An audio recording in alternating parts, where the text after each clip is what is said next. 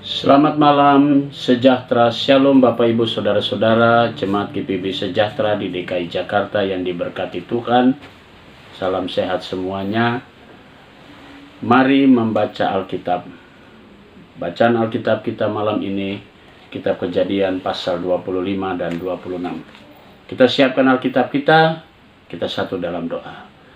Terpujilah Engkau Allah yang begitu baik, karena kasih karunia Tuhan, Engkau sudah memberkati kami, dan kini sebelum kami beristirahat, kami akan membaca bagian dari Alkitab yang berintikan firman Allah.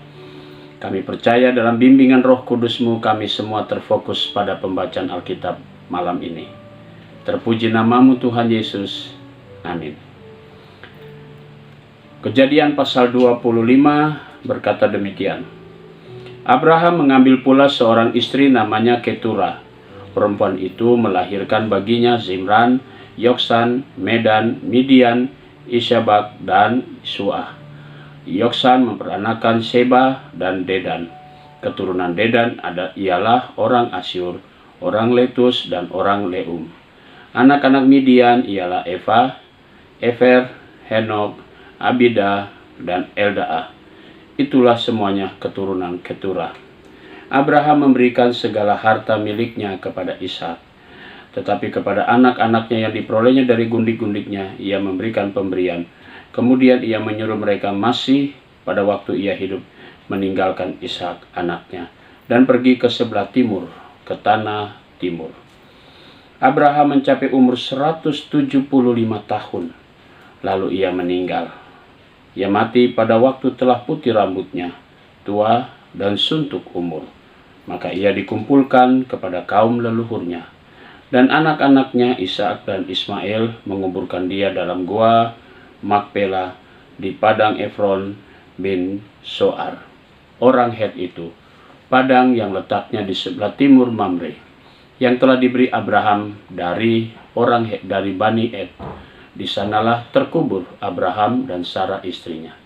Setelah Abraham mati, Allah memberkati Ishak anaknya itu, dan Ishak diam dekat sumur Lahai-Roi. Inilah keturunan Ismail anak Abraham yang telah dilahirkan baginya oleh Hagar, perempuan Mesir, hamba Sarah itu.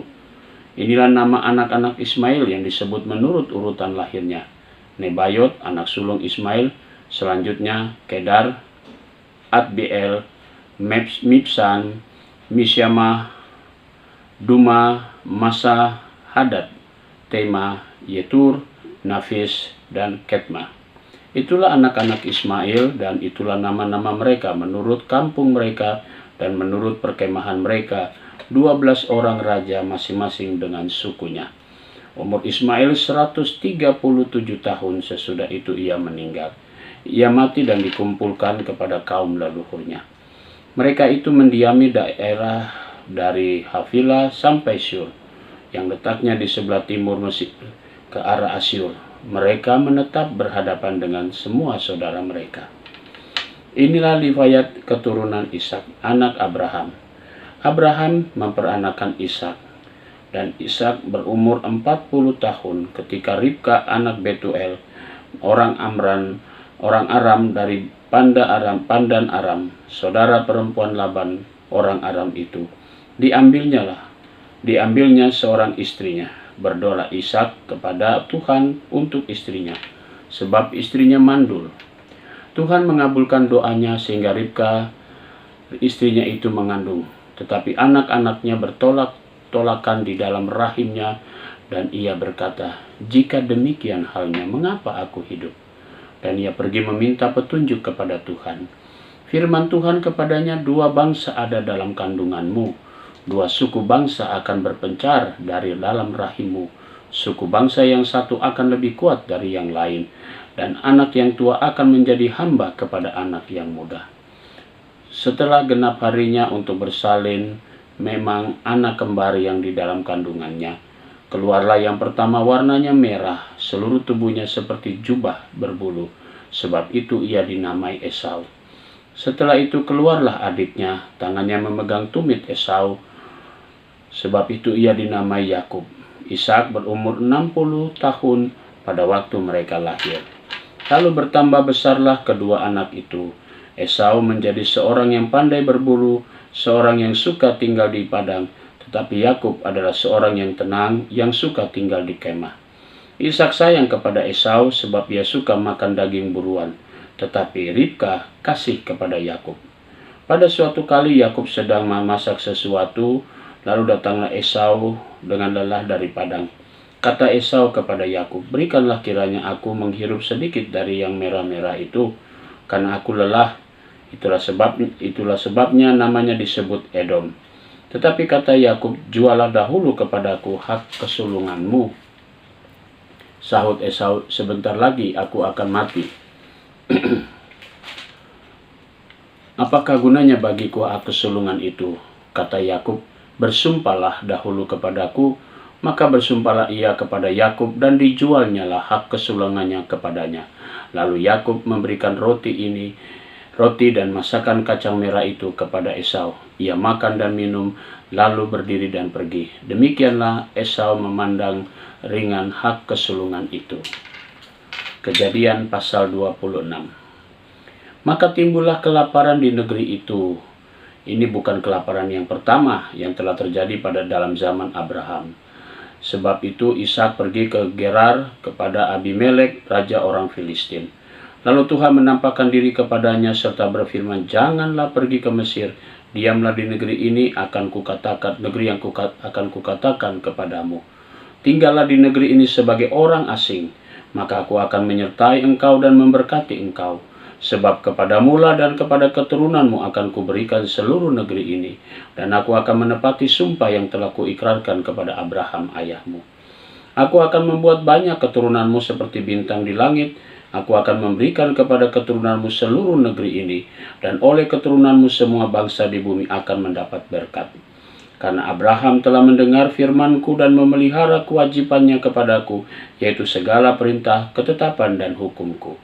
Jadi tinggallah Ishak di Gerar. Ketika orang-orang di tempat itu bertanya tentang istrinya, berkatalah, "Dia saudaraku." Sebab ia takut mengatakan ia istriku, karena pikirnya jangan-jangan aku dibunuh oleh penduduk tempat ini karena Ribka, sebab elok parasnya. Setelah beberapa lama ia ada di sana, pada suatu kali menjenguklah Abimelek, raja orang Filistin itu dari jendela, maka dilihatnya Ishak sedang bercumbu-cumbu dengan Ribka istrinya. Lalu Abimelek memanggil Ishak dan berkata, "Sesungguhnya dia istrimu, masakan engkau berkata dia saudaraku?" Jawab Ishak kepadanya, "Karena pikirku jangan-jangan aku mati karena dia." Tetapi Abimelek berkata, "Apakah juga yang telah kau perbuat terhadap kami? Mudah sekali terjadi salah seorang dari bangsa ini tidur dengan istrimu, sehingga dengan demikian engkau mendatangkan kesalahan atas kami." Lalu Abimelek memberi perintah kepada seluruh bangsa itu, "Sebab siapa yang mengganggu orang ini atau istrinya, pastilah ia akan dihukum mati." Maka menaburlah Ishak di tanah itu, dan dalam tahun itu juga ia mendapat hasil 100 kali lipat, sebab ia diberkati Tuhan. Dan orang itu menjadi kaya, bahkan kian lama kian kaya, sehingga ia menjadi sangat kaya. Ia mempunyai kumpulan kambing, domba, dan lembu sapi, serta banyak anak buah, sehingga orang Filistin itu cemburu kepadanya. Segala sumur yang digali dalam zaman Abraham ayahnya oleh hamba-hamba ayahnya itu telah ditutup oleh orang Filistin dan ditimbun dengan tanah. Lalu kata Abimelek kepada Ishak, "Pergilah dari tengah-tengah kami, sebab engkau telah menjadi jauh lebih berkuasa daripada kami." Jadi pergilah Ishak dari situ, dan berkemahlah ia di lembah Gerar, dan ia menetap di situ. Kemudian Ishak menggali kembali sumur-sumur yang digali dalam zaman Abraham ayahnya, dan yang telah ditutup oleh orang Filistin sesudah Abraham mati. Disebutkannya lah nama sumur-sumur itu menurut nama-nama yang telah diberikan oleh ayahnya. Ketika hamba-hamba Ishak menggali di lembah itu, mereka mendapati di situ mata air yang berbual-bual airnya. Lalu bertengkarlah para gembala Gerar dengan gembala Ishak, kata mereka, "Air ini kepunyaan kami." Dan Ishak menamai sumur itu Esek, karena mereka bertengkar dengan dia di sana. Kemudian mereka menggali sumur lain, dan mereka bertengkar juga tentang itu. Maka Ishak menamai sumur itu Sitnah. Ia pindah dari situ dan menggali sumur yang lain lagi. Tetapi tentang sumur ini mereka tidak bertengkar. Sumur ini dinamainya Rehobot, dan ia berkata, sekarang Tuhan telah memberikan kelonggaran kepada kita, sehingga kita dapat beranak cucu di negeri ini. Dari situ ia pergi ke Berseba. Lalu malam itu Tuhan menampakkan diri kepadanya serta berfirman, Akulah Allah ayahmu Abraham, janganlah takut, sebab aku menyertai engkau, aku akan memberkati engkau dan membuat banyak keturunanmu, karena Abraham hambaku itu. Sesudah itu Ishak mendirikan mezbah di situ dan memanggil nama Tuhan. Ia memasang kemahnya di situ, lalu hamba-hambanya menggali sumur di situ. Datanglah Abimelek dari Gerar mendapatkannya bersama-sama dengan Ahuzat, sahabatnya, dan Pikol, kepala pasukannya. Tetapi kata Ishak kepada mereka, mengapa kamu datang mendapatkan aku? Bukankah kamu benci kepadaku dan telah menyuruh aku keluar dari tanahmu? Jawab mereka, kami telah melihat sendiri bahwa Tuhan menyertai engkau. Sebab itu kami berkata, baiklah kita mengadakan sumpah setia antara kami dan engkau. Dan baiklah kami mengikat perjanjian dengan engkau, bahwa engkau tidak akan berbuat jahat kepada kami, seperti kami tidak mengganggu engkau, dan seperti kami semata-mata berbuat baik kepadamu, dan membiarkan engkau pergi dengan damai. Bukankah engkau sekarang yang diberkati Tuhan? Kemudian Ishak mengadakan perjamuan bagi mereka, lalu mereka makan dan minum. Keesokan harinya pagi-pagi bersumpah-sumpahanlah mereka. Kemudian Ishak melepas mereka dan mereka meninggalkan dia dengan damai. Pada hari itu datanglah hamba-hamba Ishak memberitahukan kepadanya tentang sumur yang telah digali mereka, serta berkata kepadanya, kami telah mendapat air. Lalu dinamainyalah sumur itu Seba. Sebab itu nama kota itu adalah Berseba sampai sekarang. Ketika Esau telah berumur 40 tahun, ia mengambil Yudit, anak Beiri, orang Het, dan Basmat, anak Elon, orang Het, menjadi istrinya. Kedua perempuan itu menimbulkan kepedihan hati bagi Ishak dan bagi Ribka. Mari kita berdoa. Bapa di sorga, kami bersyukur kepadamu untuk tuntunan Roh Kudus-Mu dalam kami membaca Alkitab. Kami mau berdoa dan menyerahkan diri kami di saat kami akan beristirahat. Bungkus kami semua dengan kuasa Roh Kudus-Mu. Pelihara kami, sehingga kami dapat beristirahat dengan baik, kami dapat tidur dengan baik. Besok pagi kami boleh bangun dengan tubuh yang segar, yang diberkati Tuhan, untuk duduk bersama keluarga.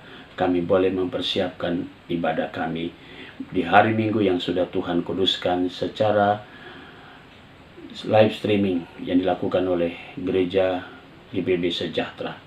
Terima kasih Tuhan Yesus, kami berdoa untuk jemaat-Mu yang dalam tahapan isolasi mandiri. Tuhan berkati, terkhusus untuk keluarga besar Silalahi dalam duka cita mereka yang mendalam.